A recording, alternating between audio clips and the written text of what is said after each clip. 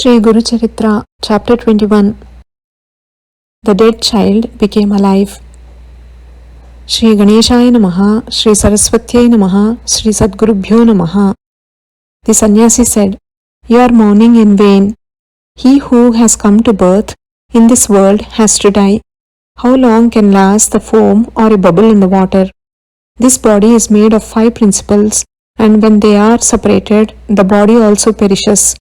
Sattva, Raj and Tam are the 3 qualities of those principles. Sattva begets God, Raj begets human being, and Tam begets demon. Man does good and bad actions, and accordingly he gets enjoyment or suffering in the next birth. Being deluded by affection and greed, men have pleasures or miseries. They are dependent on the actions of the previous birth. Even gods and rishis have to suffer. Only demons is not grieved at death.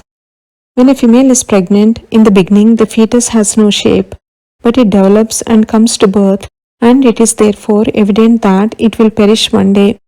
A body is like a bubble in the water. Some die in childhood, some in youth, and some in old age as per the actions of the past life. But due to affection, it is said that she is the mother, he is the father, son, wife, friend, and so on. The body appears to be clean, but it is full of flesh, blood, urine, filth, etc. As one comes to birth, one's enjoyment and suffering are destined. No one has won victory over death. One sees treasure in dream, but of what use can it be in practical life? You had many lives in different yonis, that is, species. Example, animals, birds, worms, human being, etc. But how many of these can you recollect? If you had been a human being, can you tell me whose wife or daughter you had been? If you cannot know this, why do you mourn saying, "My son"? You give the corpse to the Brahmins for funeral. Hearing the advice of the sannyasi, the Brahmani said, "You have advised me, but I am not satisfied, and if the fate is unchangeable, why one should adore God? If iron is not transformed into gold by the touch of philosopher's stone, what is its significance? Being unfortunate, I adored Shri Guru. If one has fever, one goes to a physician and seeks relief by his medicine. Shri Narasimha Saraswati is the incarnation of Trimurti. He blessed us by giving us sons with long lives. How can it be untrue? In the circumstances, why this calamity should befall me? Therefore, I have decided to give up my life." Hearing her decision, the sannyasi said, "Shri Guru has blessed you to have sons having long lives, and still your son has died. Then you should better go to the place of Audumbar with your dead child." Being encouraged in this fashion, she tied the body of her son at her back and came to Audumbar. She dashed her head on the padukas and began to mourn. As the night was approaching, the Brahmins again asked for the dead body, but she refused to give.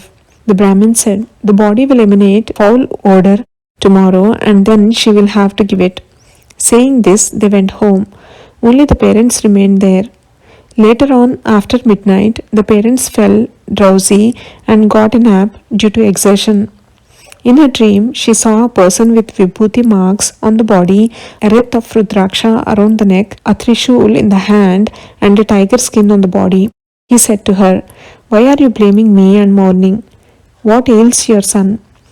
Saying so, he applied basma or vibhuti to the forehead of the son, opened his mouth, and blew air into it by his mouth. Thus, oxygen was infused in his body.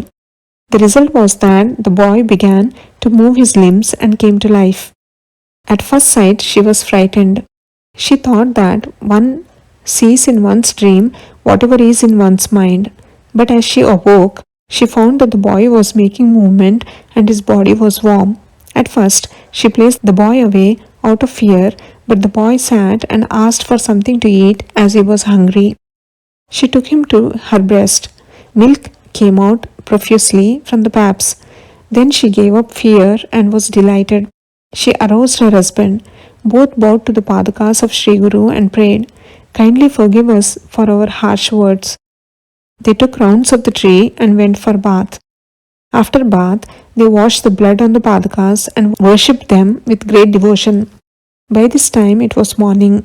The Brahmins came there again for the funeral, but they were wonderstruck to see the child alive. All were glad to see this miracle and praised the greatness of Sri Guru. Om Shri Dattaya Guruve Namaha.